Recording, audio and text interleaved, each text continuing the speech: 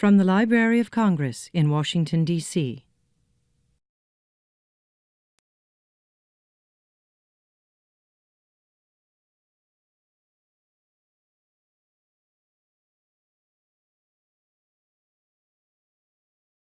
Hello, my name is Nancy Gross. I'm a folklorist at the American Folklife Center here at the Library of Congress, and I'd like to welcome you to the latest presentation on our ongoing Benjamin A. Botkin lecture series.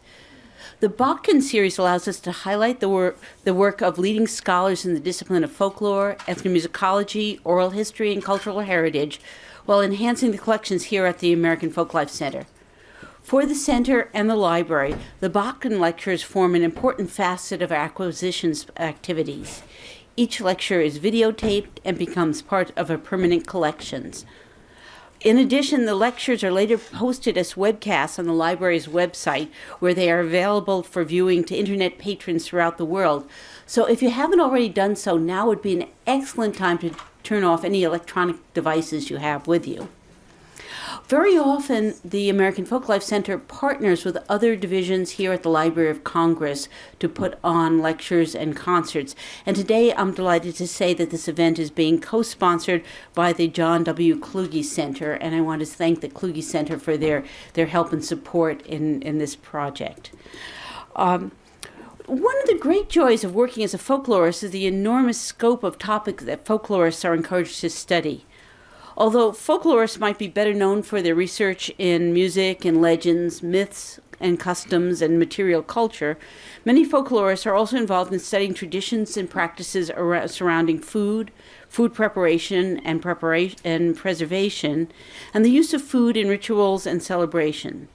The American Folklife Center archive contains an enormous amount of materials about food and food-related traditions, and I'd welcome you all to come and do research in our holdings. Today, I have the pleasure of introducing folklorist Danille Christensen, who for the last year or so has, as a Kluge Fellow, has been here at the library and using the resources of the American Folklife Center as well as the holdings of numerous other divisions to study. Will be which will be addressed in today's talk. Dr. Christensen received her PhD in folklore from Indiana University and is an assistant tech. Her work focuses on the ways people shape everyday speech, actions, and the objects they seek to influence and persuade others. She's especially interested in gender domestic labor as a site of commentary and display. In 2015, she was awarded a prestigious John W. Kluge Fellowship by the Library of Congress, and she's presently completing her book, Freedom from Want, Home Canning in the American Imagination, which is based on her Kluge project. Today, she'll be speaking on home canning, cultural narratives, technological change, and the status of traditional knowledge. I'd ask you to join me in welcoming her. Dr. Christensen.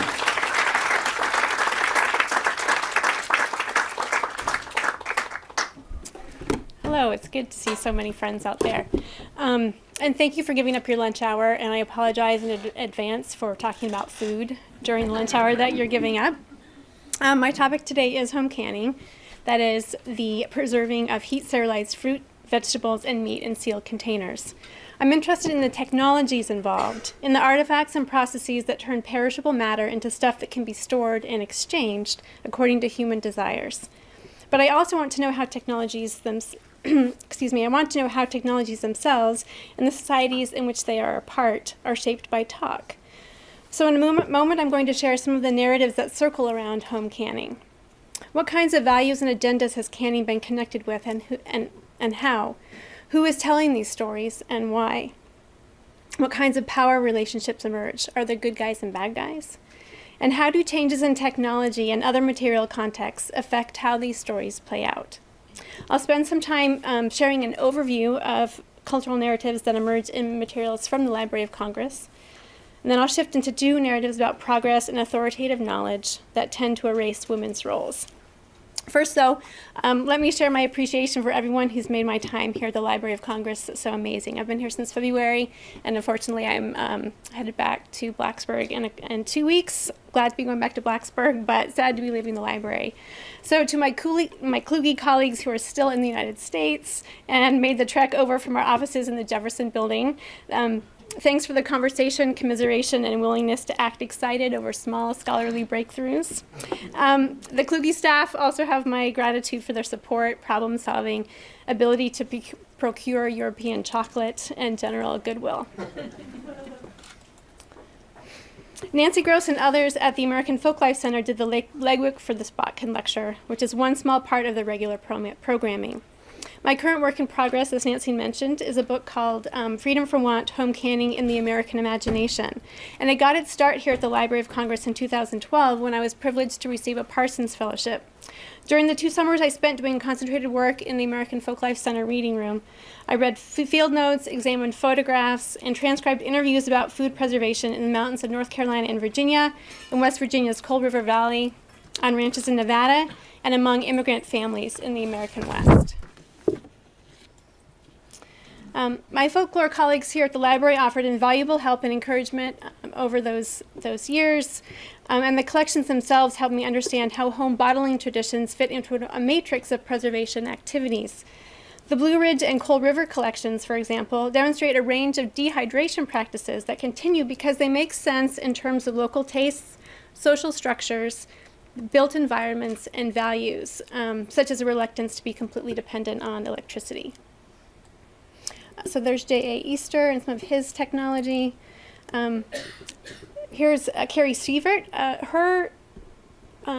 This image and her interviews and things in the collection demonstrate how some technologies are dependent on others, such as her drying rack and wood stove combination. The drying rack is not too useful without the stove. And I don't have a photo of anyone using a car dashboard as a drying rack, but that's another strategy that's very efficient. Here's Maisie Beamer of Galax, Virginia, who noted that people dry food on cloths in the sun if they don't have space inside. A roof, she said, will dry food in a hurry when it's a hot day. In fact, she'd gotten tired of eating the fresh beans in her refrigerator, had put some out to dry in her cellar roof the day folklorist Jerry Johnson stopped to talk with her. And I'll be showing lots of photographs today. I feel like I've spent at least 2 months in prints and photographs and then 2 months in folklife. And so I wanted to showcase some of the really great resources that we have here. So here's one last photo from the AFC collections. This is from the Coal River Project. And here's an example of leather breeches beans strung on thread and hung from porch beams or rafters. The pods take 4 or 5 days to dry outside unless it's rainy or damp. When the weather turns, you've got to bring them inside. The drying beans look pretty festooning rafters and porch railings. Like chile ristas in New Mexico, strung leather breeches act as a visual symbol of shared culture within Appalachian communities. I also spent a lot of time, as I said, in prints and photographs. The staff there took me hostage for 2 months, always finding new things for me to look at, and I'm really grateful. Thank you. I see you in the back row. You'll see plenty of examples throughout the presentation, and I did finally make it to rare books and manuscripts, so my thanks to Michael North, Mafon Ashman, Stephanie, and others who helped me track down the books I needed, including this book, Anne Mary Dutton's book from 1800. In 18th century and 19th century English language sources, they make clear distinctions between the verbs to preserve, which means to use sugar, right? To pickle, which means to use a salt brine or vinegar, and to keep, which means to maintain for a relatively long time. And relative means like until Christmas or all winter or the next year, without the use of a taste-altering preservative. So that distinction that we often think about as being just part of contemporary canning, where you don't add sugar and things, right? You can find it in these older books as well. This so-called cold water method to keep barberries, that's up here, was still being advocated in 1919 to preserve rhubarb, cranberries, gooseberries, and sour cherries, although the 1919 author Olive Hayes noted in italics that, quote, this method is not always successful as the acid content varies with the ripeness and the locality in which the fruits are grown. And I'll come back to her concern with context a little bit later. Also in rare books, I found this British bill of fare published in 1708, which called for February meals that included peas, asparagus, strawberries, and cream, several apple pies, raspberry cream, and gooseberry tarts. Some of the fruit had probably been overwintered in cool cellars or forced early in greenhouses. The menus were created by Henry Howard, who was a well-regarded chef employed by several members of the aristocracy, so he would have had access to hothouses. But the gooseberry tarts were possible because at least by the late 1680s, people knew how to store whole firm acidic fruits, including gooseberries, currants, cherries, bullaces, and damsons in sealed bottles and jars. And bullaces and damsons, like plums, belong to the genus Prunus, though they're smaller, drier, and tartar than their sweet, meaty cousins. This book, which included the menus, was first published in 1703. By 1726, the book had gone into a fifth printing. A recipe Howard calls to keep gooseberries appeared unchanged, in the second 708 edition and the fifth printings, and it's likely it appears in the original 1703 book as well. As you'll see, the recipe relies on the two procedures fundamental to what we now call canning. First, existing detrimental yeast, molds, and bacteria are killed or retarded through the application of heat. And second, further contamination is minimized by sealing the container, by stopping down close. You notice that he actually calls for clarified mutton fat to be used to seal the damsons. And what's interesting, so in the preface to this book, he talks about the different kinds of manuscript sources that these come from. All right, so finally, I'm indebted to Allison Kelly and Connie Carter in the library's Science, Technology, and Business Division, who have loaned me their personal books, offered me snacks, and sent me relevant materials over the past 4 years. And actually, the other day, Connie just gave me this replica ball jar, so I brought it to show you.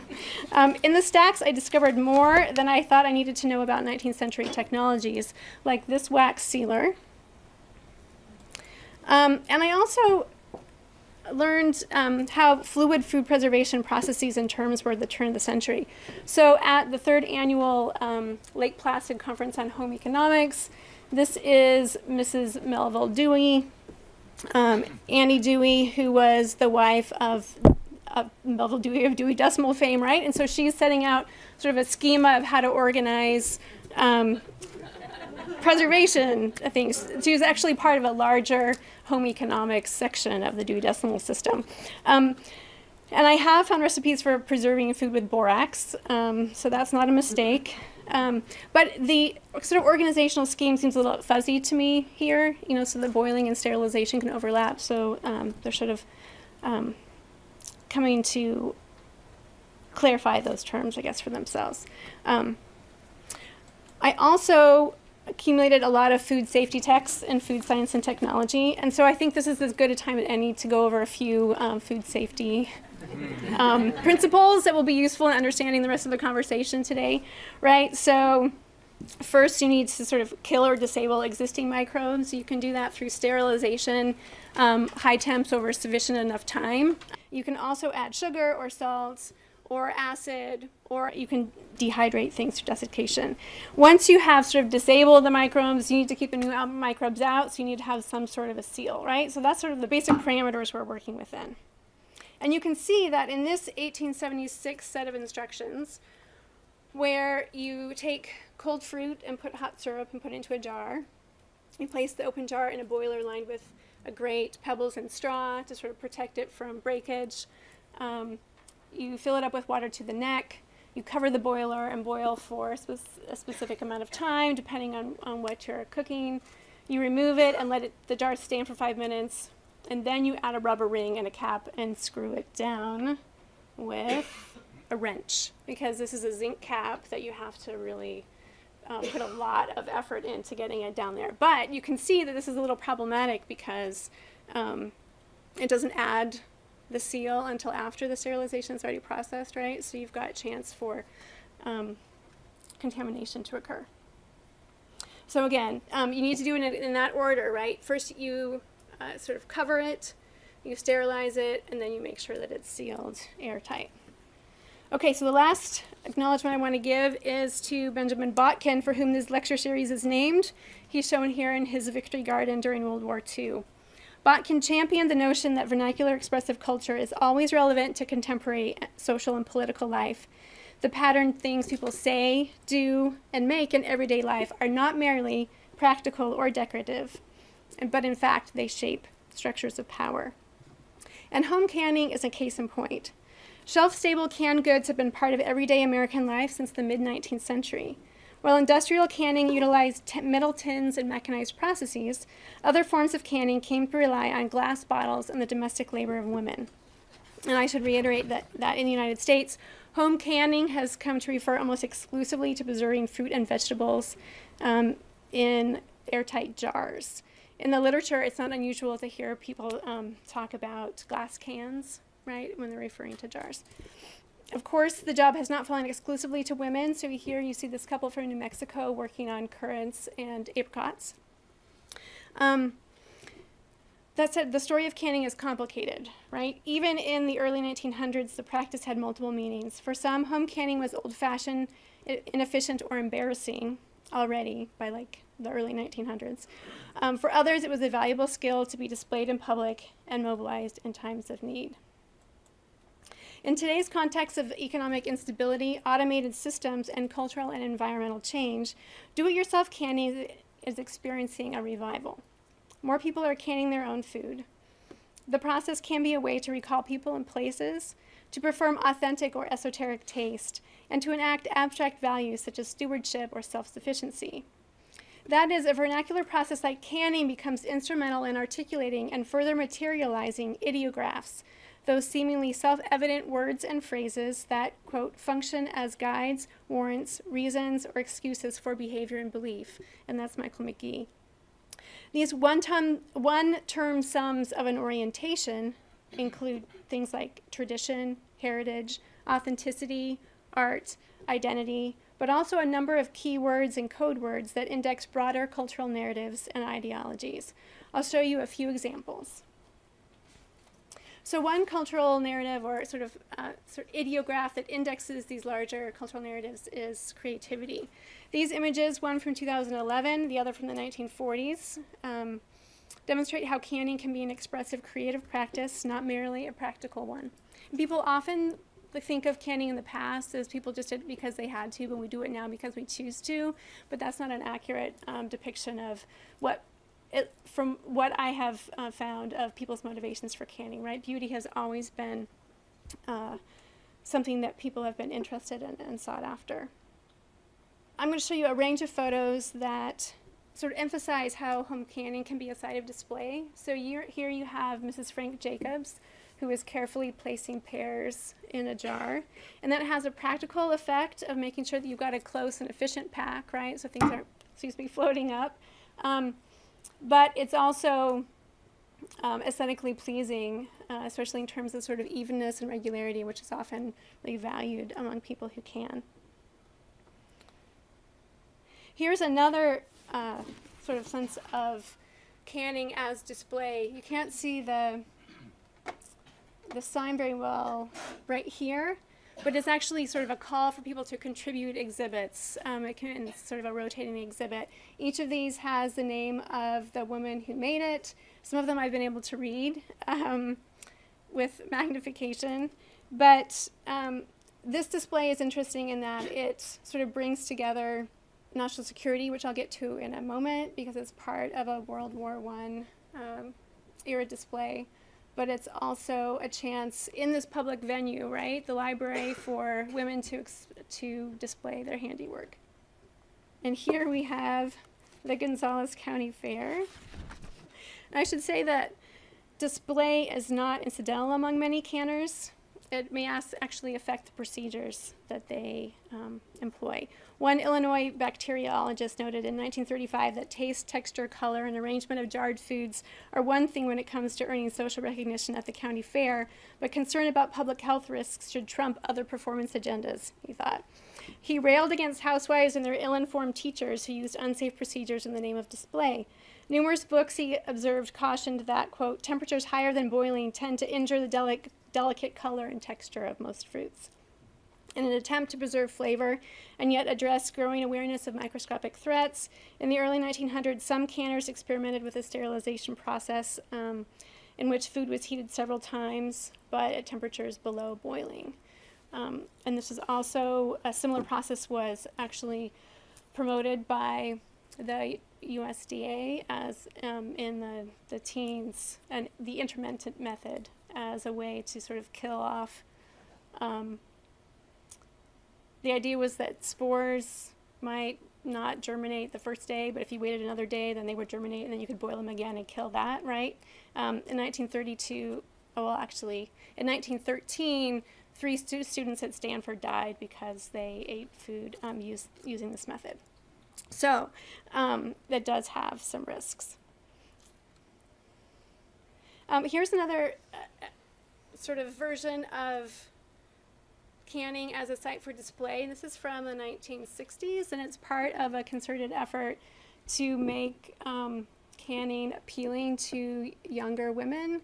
And what's really interesting in this is that it says, can't you just see yourself praised, admired, envied, appreciated? And it goes through each of these different sort of potential audiences that this young woman might have, and shows how canning could help her win some social status. Another sort of ideograph or narrative that indexes this idea of abundance, right? So here we're back at this other image. Because it was produced by the Office of War Information during World War II, it's also concerned with abundance, and it actually sort of steps out of display conventions that many home canners have when they're not, like this is posed by a photographer, right? So often these will be arranged according to sort of color and type of food, right? And these are sort of mismatched, but they show the variety of different kinds of foods, from potatoes to some beets and peas, greens, right? That's available, it can be available to families during wartime. Sometimes I have been overwhelmed by the abundance that I've seen in the FSA and OWI files. This family is actually the Doc and Julia Miller family. They're White Plains, Georgia. They have 8 kids, 4 teenagers.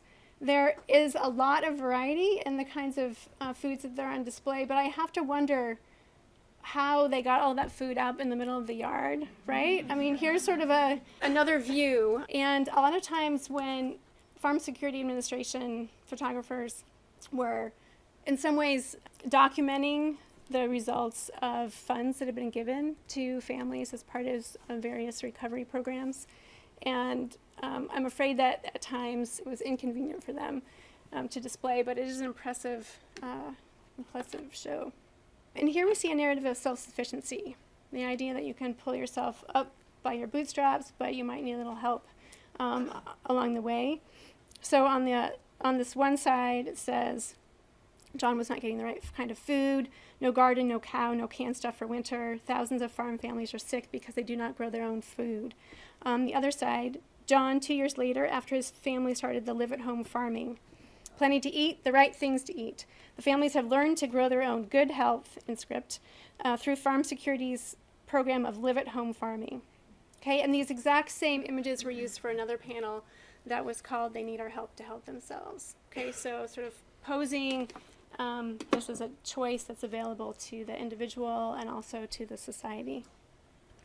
Another thing that you see is economic security. And actually, if you think about it, canning is a practice that enacts the nation's dominant economic system, right? It is a literal accumulation of capital stored up to enable future productive capacity. Another theme is national security, both in terms of food produced at home and abroad, so that the slogan, food will win the war and write the peace. But also here you see it as a metaphor for geopolitical containment, right, of the Kaiser. And the national security images seem to inspire lots of sort of moments of levity, at least given canning's tremendous pun potential. So here we have women from Summit, New Jersey, dressed in food conservation uniforms, ready for a parade to promote Hoover's voluntary food conservation plan, right? There wasn't mandatory rationing in World War I.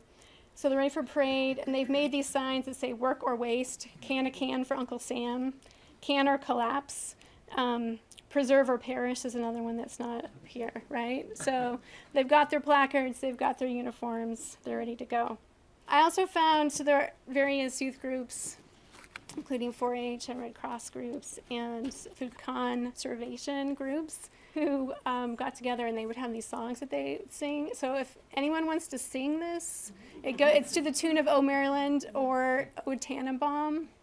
I will give you this jar of raspberry jam that I made earlier this summer. Any takers?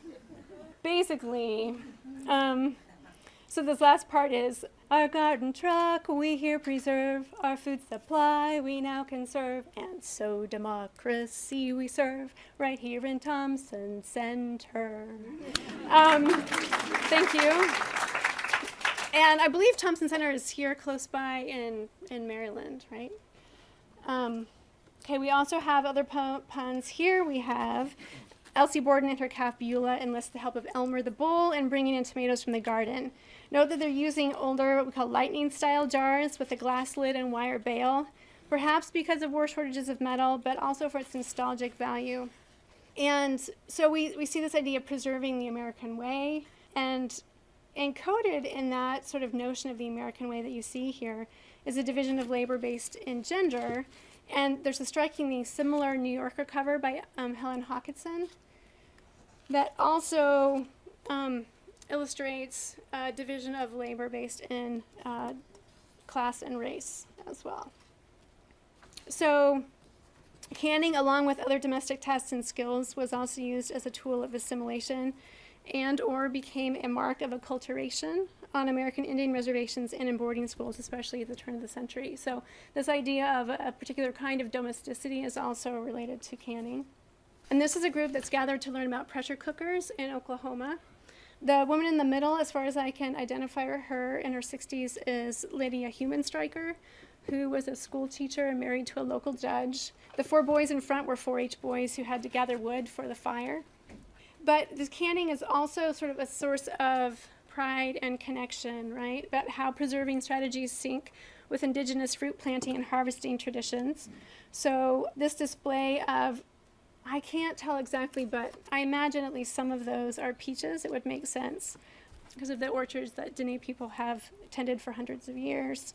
And then we also, here's another image by Virginia Stroud that is referring to gathering cactus fruit and berries as indigenous practice in many parts of the United States.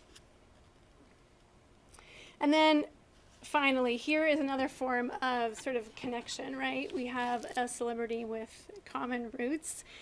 This post on Loretta Lynn's official Facebook page was shared almost 3,000 times and liked by more than 30,000 people in less than 24 hours, and it elicited thousands of really fascinating comments. So that's just a quick rundown of some of the cultural narratives that canning plays a role in.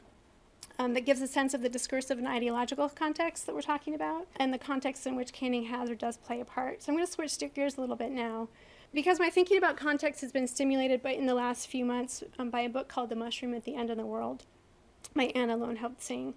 The book's subject is the matsutake mushroom, a much sought-after fungus that flourishes in the wake of disruption. In Oregon, it loves living near the junky lodge pole pines that emerge after the ponderosas are gone. In Japan, matsutake thrive in forest soils scraped clean by peasant foresting. This mushroom's lifeways are complex, always attuned to and responding to other factors in its immediate environment. Matsutake life, Tsing writes, is out of step with modern capitalism, which is predicated on the ability to scale up, to expand smoothly in new spaces without having to rethink its framing assumptions. Scalability is achieved, she writes, by minimizing encounter. Monoculture plantations, for instance, become infinitely scalable by first wiping local context clean, by clear-cutting forests, conquering existing communities, and then importing cloned sugarcane, sort of a plant life that's oblivious to encounter, and coerced labor that's been shorn of social relations that could make a difference, right? This plantation-style alienation, where parts are infinitely interchangeable and exchangeable in the market, can also be seen in fast food franchises, which seem so similar and their workers so dispensable. Blank slate ferments in the food world are another example of an attempt to make production predictable by mitigating context. In this case, makers of cheese, beer, or wine produce a consistent product by first removing existing organisms in the base liquid and then re-inoculating it with a pure culture of the bacteria they wish to do its work. And so I've been thinking about scalability in relation to the ways that home canning is often coupled narratively to fear and to compliance. If you Google botulism, you get pictures of mason jars. Botulism is a specter that has haunted home bottling since the early decades of this century. Not long ago, when I attended a high-end canning workshop, traveling lecturer Marisa McClellan started her demonstration the way she always starts, by asking, "Who's afraid of killing your whole family?" She then explained why the food she makes, jams, jellies, and chutneys, is no more dangerous than moldy bread. You can't kill anyone with pickles, she told the crowd, but people are still afraid. And I should acknowledge here that there are real health risks involved in food processing. I mentioned the deaths from botulism earlier, and especially in the bottling of vegetables and meat. Up-to-date canning guidelines are important, and I encourage you to consult the National Center for Home Food Preservation at the University of Georgia for more specific information about current recommendations. These nationwide guidelines are intended to ensure safety for all, regardless of specific context. In the wake of botulism scares of the 1920s, for instance, government instructors were asked to recommend only pressure canning, just to be safe, so for everything. In instruction books like this Hazel Atlas manual from 1924 started telling their readers to boil the contents of every bottle of vegetables and meat before consuming it, just to be safe. Context-free practices like these that have arguably defined modern life and notions of progress also do violence to localized knowledge, which is learned through lifetimes of observation and practice and developed within circumscribed, intertwined ecosystems. In the case of home canning, I'm going to focus on two examples of metaphorical clear-cutting in the name of progress. First, I'll explore how the idea of invention and discovery erase the complex networks that actually give rise to innovation, and in this case, erroneously reduce women to passive consumers of technology. The histories of canning that crop up in everything from food magazines to microbiology textbooks invariably celebrate a single father of canning, Nicolas Appert. And you can see he's a hero in France as well, right? He has his own stamp, and this is a park with a statue that's devoted to him. Further, Appert is depicted as a scientist motivated by military concerns and aligns progress with the blank slate of the laboratory, a space positioned in contrast to grandma's methods. Second, I'll consider Clostridium botulinum, the bacteria whose spore produces the botulism toxin, an example of living complexity not unlike the matsutake, one that emerges from and indeed is created by the ruins of the modern world. Appreciate the complexity of this microbe's life waves makes me wary of blaming traditional knowledge when something breaks down. The efficacy of some local practices, canning corn and tomatoes together, for instance, or sealing cooked sausage in lard, may be rendered useless or even dangerous by external factors that include changes in population mobility, so people are moving to new places with different altitudes and climates, by changes in environmental conditions, food systems, food technologies, and even changes in the chemistry of the food itself. But these practices and the people who do them experience another blow when they are then blamed for these failures by being characterized as backward, sloppy, habit-driven, or simply ignorant when existing systems break down. And I'm not saying that local practice is inherently harmless. For instance, I would not try to can Vienna sausages in the dishwasher, which I have heard of people trying to do. So let me just take you through sort of the story of home canning that is often out there. And I chose this one because it's kind of fun. It's from the brochure that was handed out in my hometown of Columbus, Ohio in the 1950s. And I found it at the National Museum of American History. And here's the story, right? Home canning was first started by a great soldier and emperor. They're losing men. I'll give 12,000 francs to any Frenchman who finds a simple way to preserve food. So Appert, drops everything. He starts doing experiments. He has some setbacks like any good inventor does. And then, after 15 long years, you see if food is sealed from air, it will keep for a long time. But different foods need different recooking times. And you've made this time chart for all foods? Amazing. Finally, in 1810, he receives the prize. And about the same time in England, you're sealing food in metal canisters, Mr. Brand, and that should be Durand. Yes, you might say I'm canning food, mightn't you? Canning became widespread by 1850, but no one knew why it worked. But thankfully, there was Louis Pasteur. And he figures out that the bacteria is the cause, right? And heating kills them if they're in a sealed container. And then we jump to the mason jar, invented 96 years ago, right? And some different versions of canning jars. And the claim that today more food is canned in homes than the combined output of all canning factories. I have not been able to verify that claim, but in any case, this same history has been is repeated in almost every history of canning that you will find in the magazine Lucky Peach, in a film that is distributed for science classes, for instance. And this USDA website, which was recently launched, does an excellent job bringing together primary resources and documents related to the history of home canning, and I encourage you to check it out. It also depicts very effectively what the dominant history of canning looks like in these stories. Okay, so you have this huge blank before a pair comes on the scene. Then you have this, then nothing, until John Mason invents the mason jar in 1858, and then the Ball Corporation comes in.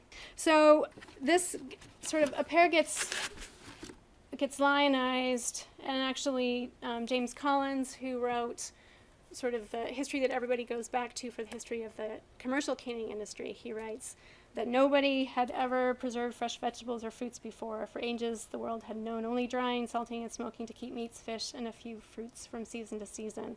And he's actually publishing this in a canning trade periodical and asking for other commercial canners to give him feedback so that the story will sort of reflect well on the canning industry. So the sort of story that he tells is very similar to other histories of food preservation generally, right? And it's a very gendered story. So this undated poster, perhaps intended to grace the walls of a mid-century home ec classroom, tells a heroic narrative in which engineered cold replaces passive heat as a way to arrest food decay. Food preservation, from caveman to kitchen, chronicles technological advances that begin with Egyptian slaves drying fish in the sun and end with an aproned housewife unwrapping steaks pulled from the built-in chest freezer in her modern kitchen. In between are decades of exploration, experimentation, and conquest. And you can see here, this is where, right here is where the Napoleon Appert story comes in. In most of this pictorial history, women are bystanders to the various forms of physical and intellectual labor involved in making food last, except for the final three frames of the chronology. Here they stand alone with refrigerators and freezers, apparently enjoying freedom from extra work. But historians Susan Strasser and Ruth Schwartz-Cohen have long since dispelled the notion that new household gadgets, fuels, and processes actually or automatically make women's lives easier. New technologies have often simply created different work, settled the full burden of work on a single woman's shoulders, or removed compensatory satisfactions such as social interaction or opportunities to display skill and beauty. The images in this poster confirm these losses. These liberated women, for instance, are noticeably divorced from messy sensory stimuli and human interaction. A more recent source also asserts that men and their inventions improve women's lives, but does so a bit more subtly. This 1975 canning guide explains, traditionally, man has provided food and woman has preserved it. But traditions change and rules switch. In fact, the canning process for preserving food was discovered by a man. The next paragraph describes Nicolas Appert's experiments at the behest of Napoleon. Then it continues, Appert's discovery made life easier for women who had come to preserve summer harvests for winter nourishment.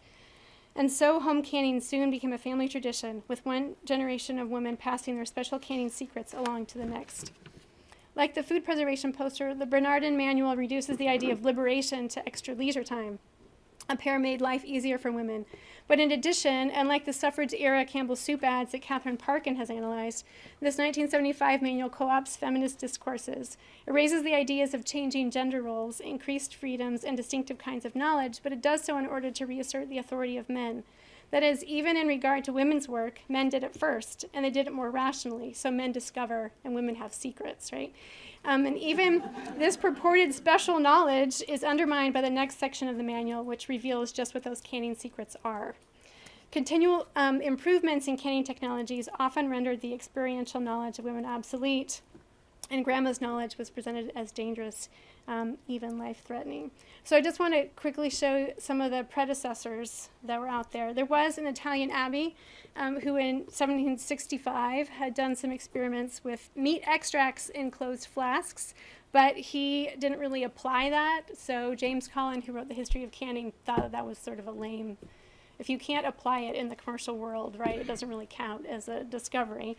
But there's also, if you look at the manuscript sources, you can see that these sort of food preservation processes that don't involve sugar, that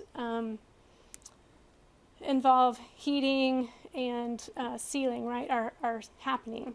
This particular one uses an oven.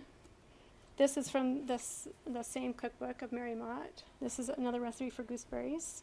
You can see that is quite close to the one that was published in 1703 that we saw earlier. I'm going to compare these on a graph because I don't have time to sort of read all of these. But you can see that they appear, and most of these sources are from Great Britain, but there are some that are from the United States, especially in the 19th century. This is on the very first page of this book, right? You get a recipe for preserving currants, and then there's also one, there's another version right below. And here's one from 1829, and this one has 4 different recipes for bottling fruit.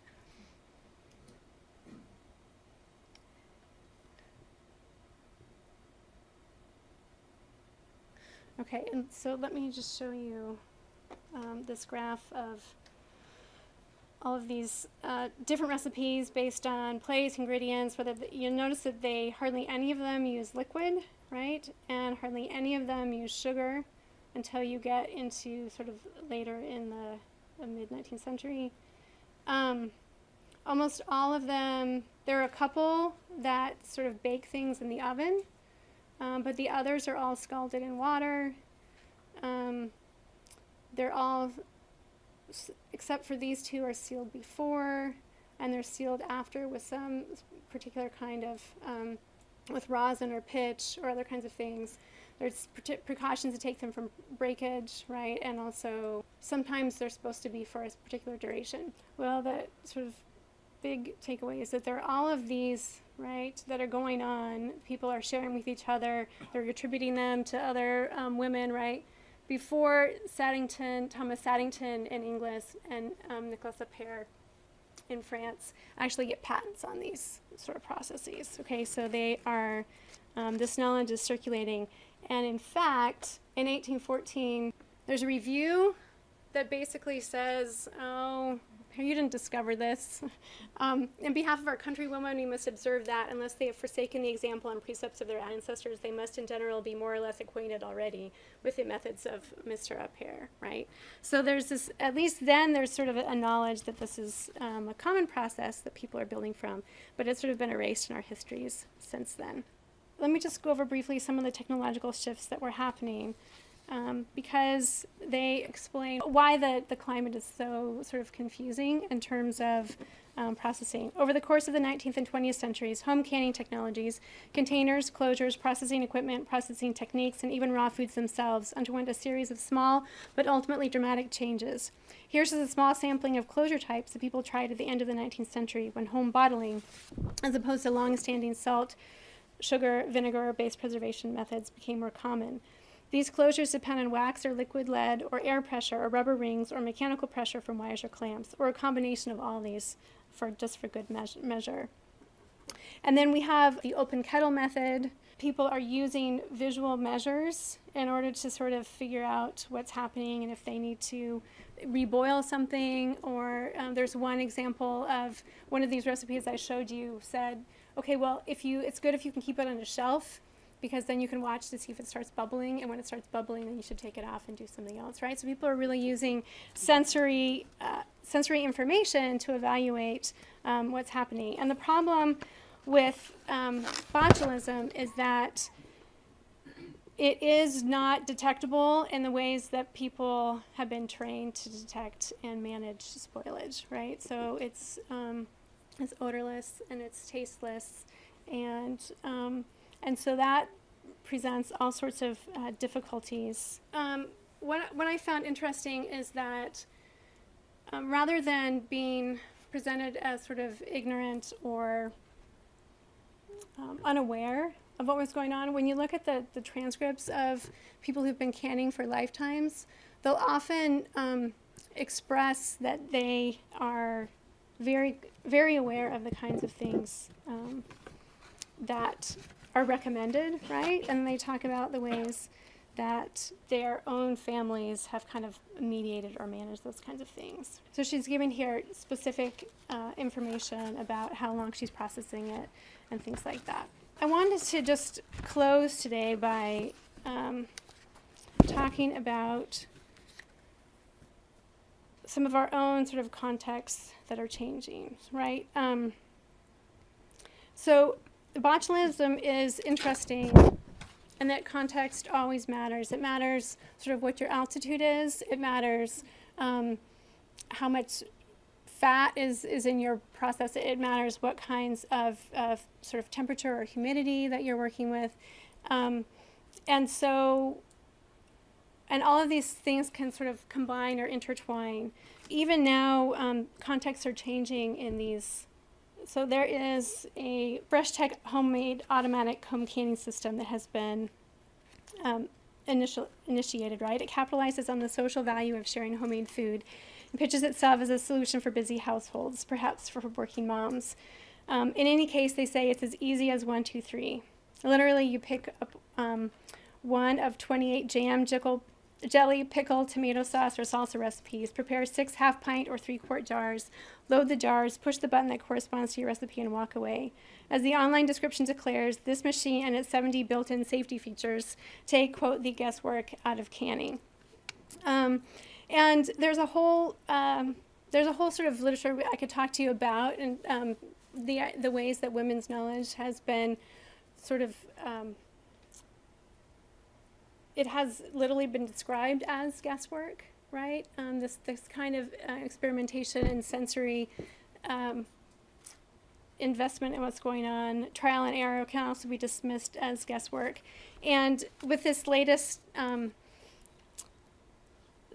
invention of Ball, there are canners that are pushing back against the latest tool to remove guesswork, right? Comments on the website make it clear that most reviewers dislike the confines of this automated system, wanting the freedom to experiment with recipes, to can all types of foods, and to further develop their own skills. And some have pointed out that the canner works in the logic of fear, suggesting that they'll finally be able to can a safe product. By playing on the risk of danger and the allure of dependency that have characterized much discourse on domestic technology in the last century, Ball can sell a product that is essentially an electric water bath, but not everyone's buying. Contexts keep changing, and so will canning. Just not long ago, Ball revealed that because it's changed the composition of its sealing compound, boiling lids is no longer necessary and is in fact detrimental, which caused a big outcry because it's the one thing that's changed in the last 70 years in terms of canning, right? So people got concerned. And so what I hope that sort of will leave thinking about today is a story about how modernity, with its spatial mobility, rapid changes to work processes and technological systems, and emphasis on received knowledge, can undercut knowledge based in place, personal experience, and sensory perception. The women and the materials I've encountered are not, by and large, sloppy, careless, or unintelligent. Instead, they are working with a complicated set of variables that feel the ripples of seemingly small or unconnected actions, like the Matsutake ecosystem. It's also the story of how any invention is really a network of skills and gestures. But by consolidating things in the sort of the figure of a pair, a concrete person with a particular method, right, we can identify a point of before and after. Time moves forward then, as Brindle Tor says, marked by progress. In reality, life is a messy overlap of technologies, material, and environmental contexts. Each of us work within these systems, but because canning is a system so enmeshed in the physical world, because in fact death is on the line, these interconnections become a bit more visible. Perhaps it can help us think more clearly about the roles our everyday material worlds play in acquiring, articulating, validating, endorsing, and affirming expert status. Thank you.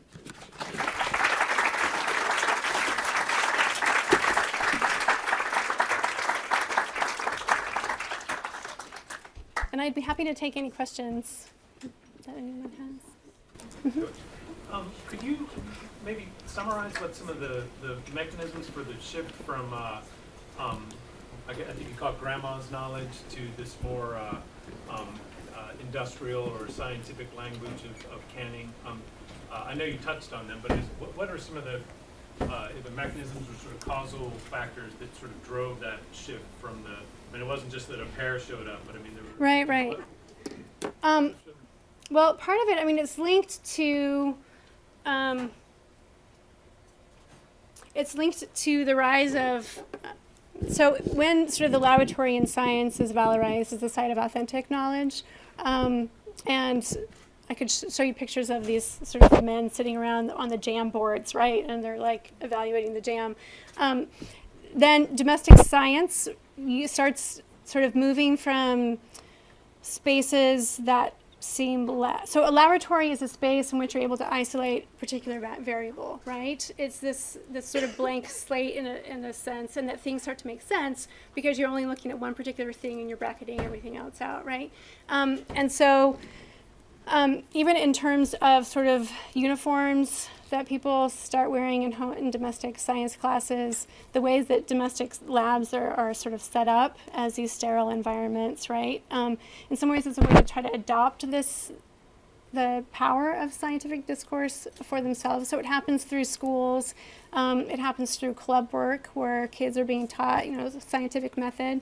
I think there's a picture I have. So this is a jam board, right, of the USDA chemistry guys.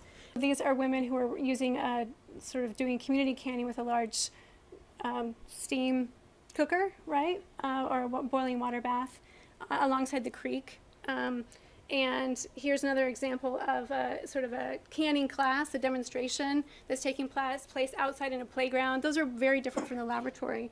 But you also have these more rationalized spaces, these community canning spaces. And here is a good example of a canning club girl who is part of a tomato canning club in which the girls in the 19 teens would do these experiments, right? So she is bracketing out that one variable of what kind of fertilizer are you using, and they would write reports. They earn their own money. They're proud of being involved in the scientific process. So this is another mechanism in which that kind of happens. And then on the flip side, you've got popular magazines and things that are downplaying grandma's knowledge as, there's a really great, let's see.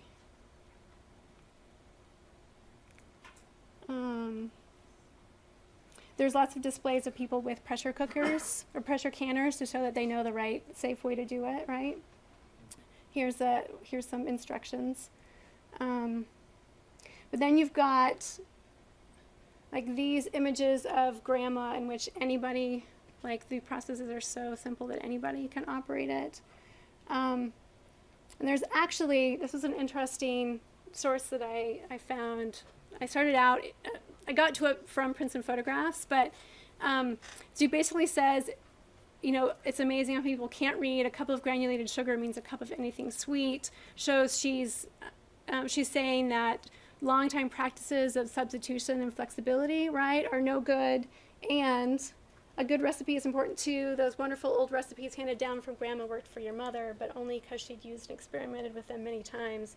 They were probably frequent failures, blamed on the bad weather or other insignificant factors. It's much better to rely on modern guides. Most of them have been tested more times than you could count. So the logic here is really screwy because it says, like, your grandma's recipes worked because they've been tried a lot of times, but you should really try these other recipes that have been tried a lot of times by different people, right? Like the scientists versus your grandma, and the scientists win. So, any other questions? Yeah. Well, at some point you showed us a timeline, I think on the website of USDA, Yeah. where you noted that in the beginning there's not much happening. But I was wondering, how does that relate to the history of canning on an industrial scale? I'm sorry, can you repeat the last How part? does it relate to the history of canning on an industrial scale? On an industrial scale. All the commercial canners trace themselves back to Appert and to Peter Durand in England, who basically, one scholar argues that Durand took Appear's patent and just wrote it in English and also added other stuff just for good measure and sent it in. And then it was actually bought by another company who actually started canning in tin using that patent. So Did it take off quickly after the discovery? commercial canning, yes. Yep. So in the United States, by at least 1825, there were sort of commercial canneries that are operating in the United States. Often the earlier ones canned fish or other kinds of goods like that. Yeah, Steve. So you showed some examples of canning recipes from the 17th century. Yeah. I wonder how far back we can trace the idea of heat sterilizing, heat canning. I mean, though they were sterilizing this. Yeah. But because I know there are medieval cookbooks, and I don't know whether. I would be interested to know. I haven't looked at any. These are the earliest manuscript books that I've found in rare books. But I would love to know. I'm sure it goes back much farther, Yes. right? Yeah. So when is your book coming out? The manuscript is due in March of this next year, so probably will be a year and a half or so. I'm hoping. Althea? Oh, thank you so much. I really wish I could sing because I really want that job. It would have been better than my singing, I'm sure. No, really, I can't. It's really an extension of the slide you have up here. This tension between male expertise and the perception of female incompetence. It reminds me of practices around childbirth, when midwives are saying women should give birth on all fours, and men are saying no, women should give birth on their backs, and it also happens to look better and feminine. So I'm wondering specifically, what are the specific criticisms? Like, is it women don't follow our recipes, or like what is the incompetence? I think really that flexibility and variation is a big one, especially when it comes to things like canning, because one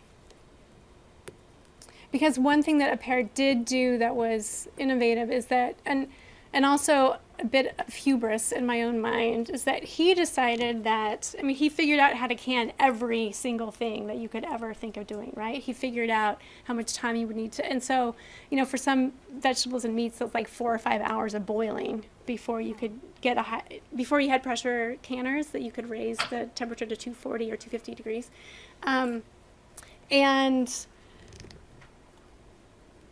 so Apert, he decides that he wants to can every single thing, whereas in most people's practice, right, they have this multiplicity of techniques that meets their goals and their needs for like the performance of the product, right? So frozen corn tastes better and lasts better than canned corn, right?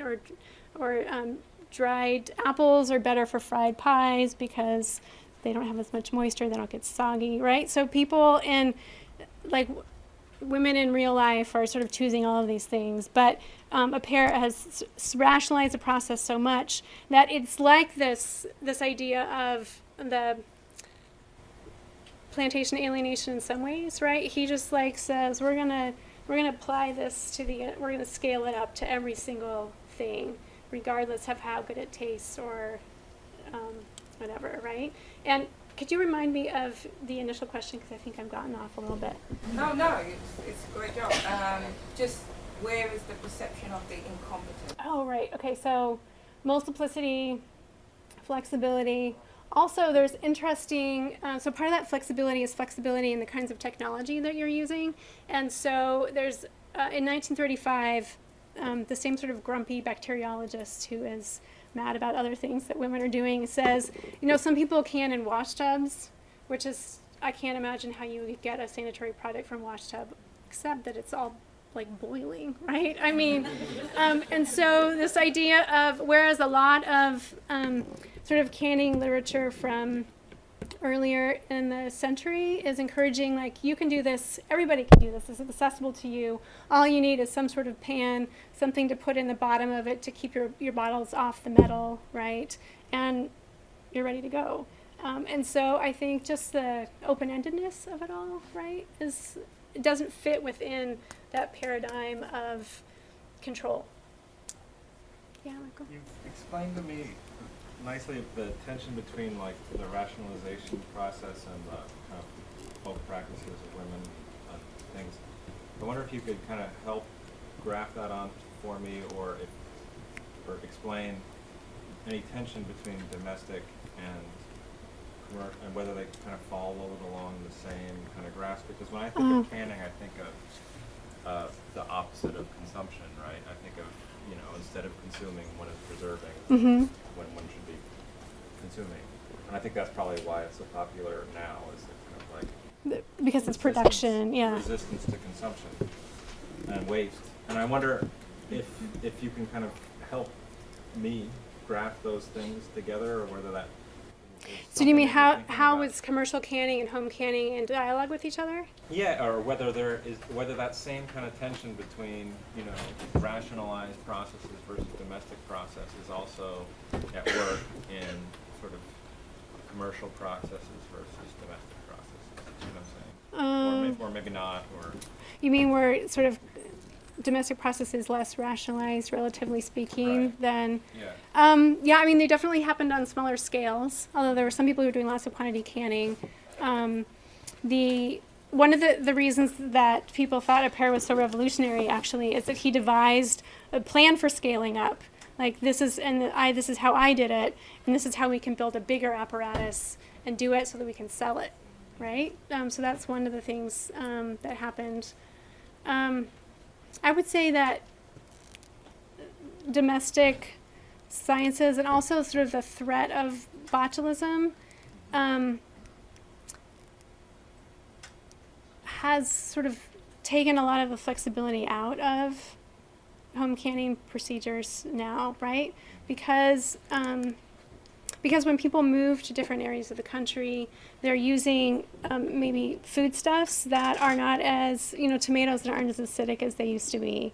Or there are lots of sort of variables that happen now that require this sort of blanket, everybody do the same thing so that everybody is covered, and we're not going to have any leeway because there's so many variables now that have changed that people can't necessarily rely on traditional methods anymore.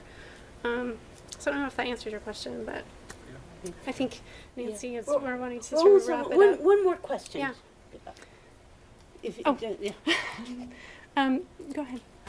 Thank you so much. I didn't catch the beginning of presentation. I am wondering if you have covered the practices in Eastern Europe in your book.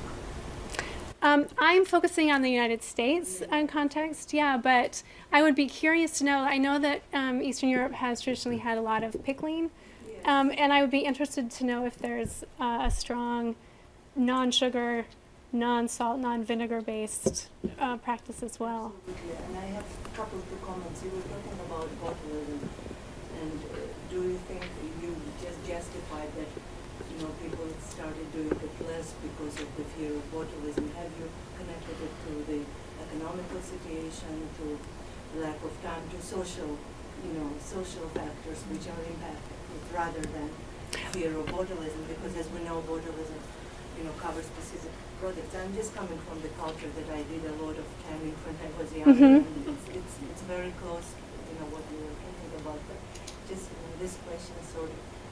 Yeah, I think, a lot of people don't know that the things that people process at home most of the time nowadays, jams, jellies, pickles, botulism is not really an issue because you've got those added preservatives already built in, right?